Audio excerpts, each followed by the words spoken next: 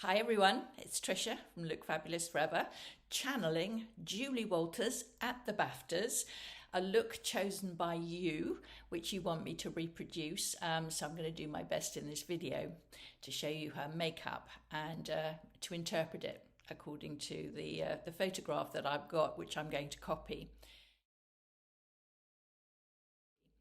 Now, I'm wearing a wig. You can probably see that because her hairstyle is very different from mine, short and quite choppy.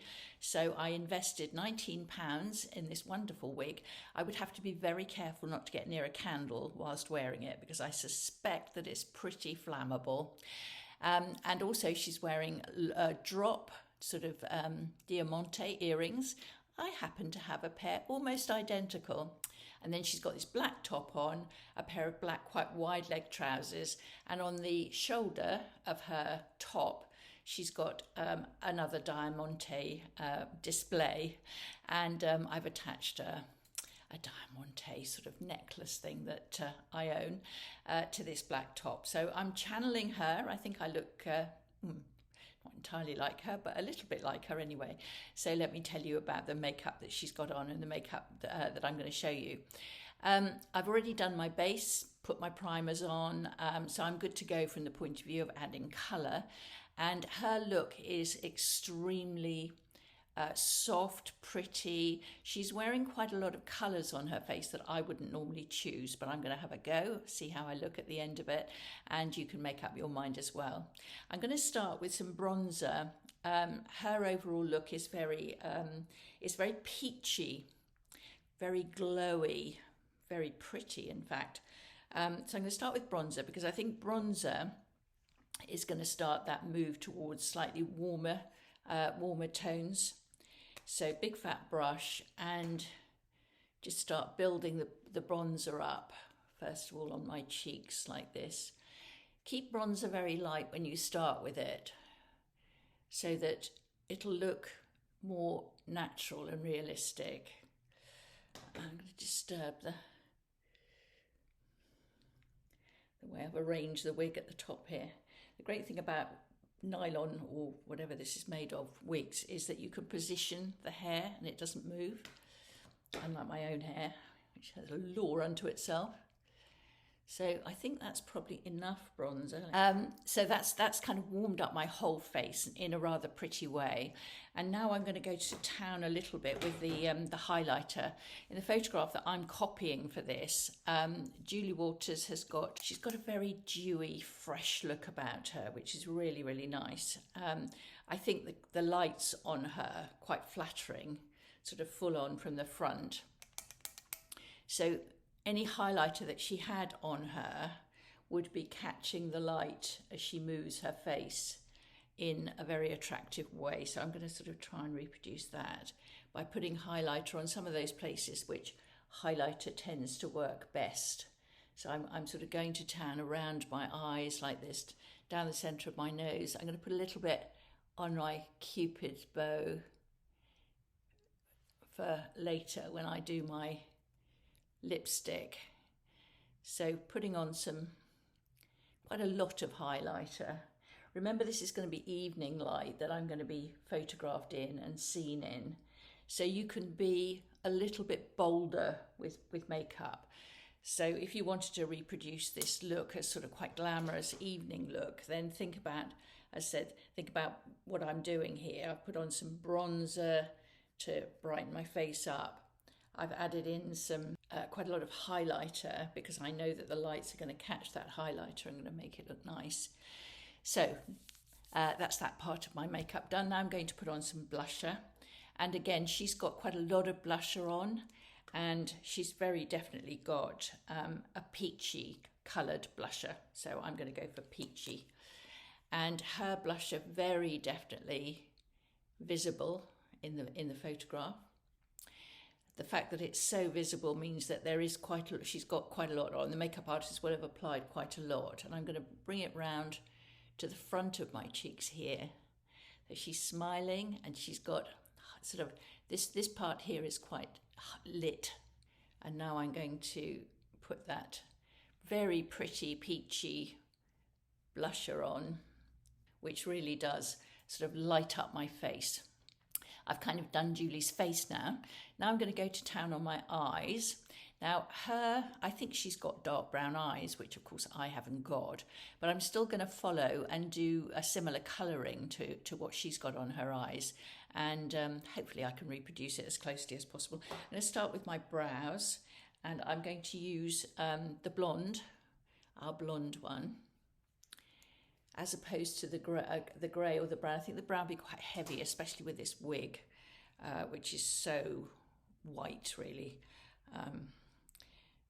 So I'm going to go for the blonde, which I think, because it's a sort of greyish blonde, it's not brown, it's sort of browny blonde. I think that's going to do the trick.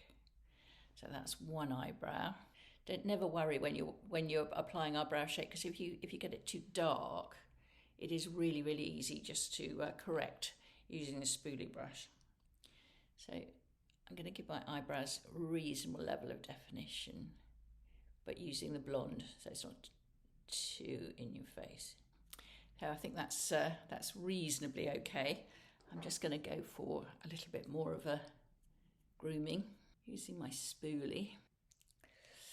It's quite hot wearing this wig. So glad I don't have to wear a wig normally, because they're quite uncomfortable things, and this one feels quite itchy and scratchy and hot. But hey, I'm doing this to give you inspiration. So I've done the brows. Now I'm going to go to town on my eyes, and I've already got my eye primer on, so I'm good to go. And I'm going to use this palette. I never use this palette for my own makeup, but I'm going to use it for this because her eye makeup is definitely on the sort of golden browns, those kind of tones. So that's what I'm going to use. Start with the cream one, and I'm going to put that liberally all over my eyes, lifting it above the lid. The thing is with cream eyeshadow, you don't have to worry too much with sort of precise placement. You can really whack it on. I'm not going to put it over the highlighter. Remember, I've got highlighter underneath my brow, my brows, and onto my brow bone. So I've just added that cream quite liberally to my lids. So now I'm going to go for the other colours, the darker colours, and I'm going to use my trusty cotton pad to cover up the areas I don't want to cover, which is my lids now. And I'm going to start building some the cocoa colour, up into the socket line. So I can see that Julie in the photograph that I'm following she's got a lot of eye makeup on, and she's got completely different shaped eyes from me. But even so, I'm going to do my very best to reproduce that look. So building up the colour of the cocoa into that socket line, not worrying too much about how much I'm putting on in the sense that, as I said, I'm going for a glam look, I'm going for an evening look. I'm, maybe going to frighten the horses at the end of it with how much makeup I've got on, but it doesn't matter. This is a glamorous event. Julie's there. It's star-studded. It's all the sort of glamorous people in her business.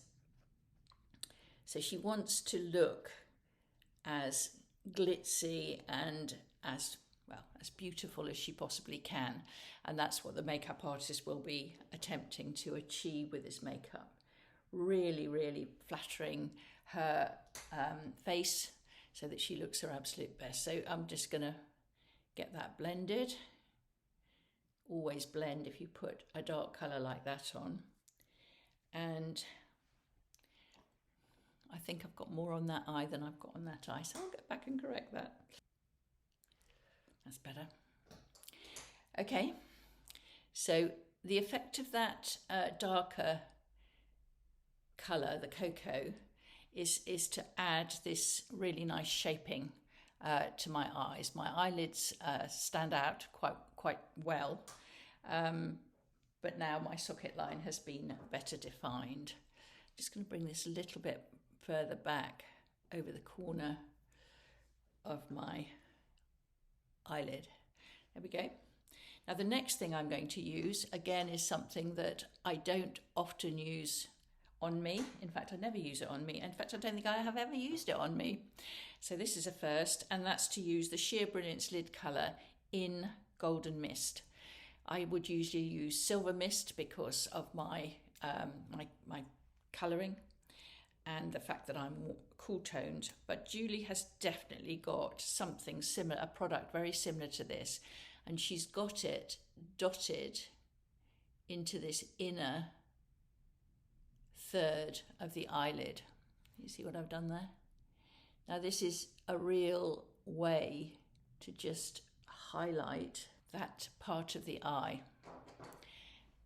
So I'm just going to press that in, because the idea is that you bring a little pop of lovely brightness into that corner. I'm just going to pop a little bit more of that on this eye.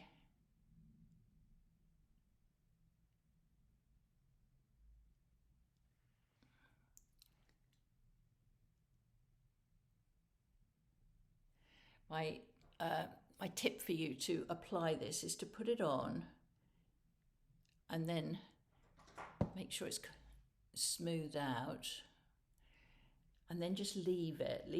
It will dry and it will actually look gorgeous, but don't play and fiddle with it too much. I've started to play and fiddle with it too much, but so I'm going to stop now, and I think that's done what I want it to do, which is to give this lovely brightness in the corner of my eyes. I'm now going to use the darkest brown in the palette. Let me show you it again. It's chocolate. It's a lovely, rich, deep colour. And although I wouldn't normally wear this because I'm cool toned, I'm going to wear it because it's the closest that I can get to reproducing the look that Julie's got. So pushing that down into my lashes, the dark brown. Can you see that? And also, if I look at Julie's photograph, she's definitely got the brown eyeshadow underneath as well. So she's got it on her lower lid line as well, lash line as well. So building the colour up so that it's quite dramatic and you can see it very, very clearly. I'm going to do the other eye now.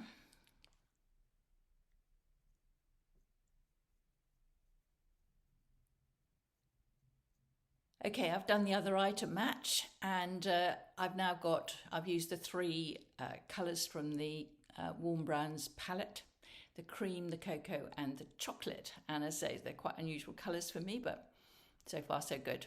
Now I'm going to curl my eyelashes, absolutely essential for a wonderful evening of glamour and glitz. And then I'm going to apply some mascara to complete my eye makeup. So trusty black mascara. I think looking at the photograph, that's what Julie's wearing. Black being the most dramatic for the evening. Maybe during the day she would wear brown, which would look really pretty on her eyes. But black for evening, and curl your eyelashes, and then I would say put 2 or 3 coats on. Usual way, top and bottom lashes. I actually love putting mascara on. I think it's the moment that your eyes just literally open up and become endlessly more glamorous. Okay, if I had more time, I'd put more layers on, but I've given you the impression anyway. So I hope you like that eye makeup look. I hope you think that I've done a pretty good job of reproducing what Julie's got. And now I'm going to go for lipstick. Now, I think you know that I love bright pinks, deep pinks, cherry red. I love very berry, soft plum and so on.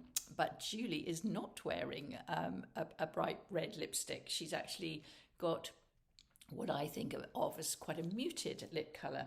So I've chosen one which is kind of neutral. It's one of ours. I think if I put a real warm tone lipstick on now, it would look quite off because as I say, I am so cool toned. But I'm going to I'm going to put on our Rosewood. It's a very, very popular lipstick. You all love it. I am going to put it on straight from the bullet just for speed, but I'm not going to stop there. I'm going to add in a touch of our Summer Blaze lip gloss. And I'm going to do that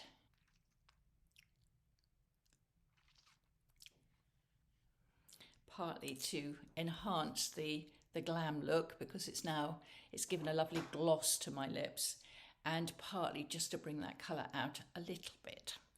So there you have it, my Julie Walters BAFTA look-alike. I hope you like it. I hope you found the video useful. It's giving you some hints and tips for if you yourself have got some kind of glamorous evening that you're going to and you want to look your absolute best. I'm now ready for the BAFTA red carpet, waving to my fans and giving interviews and telling them all how absolutely amazing I am. Not really.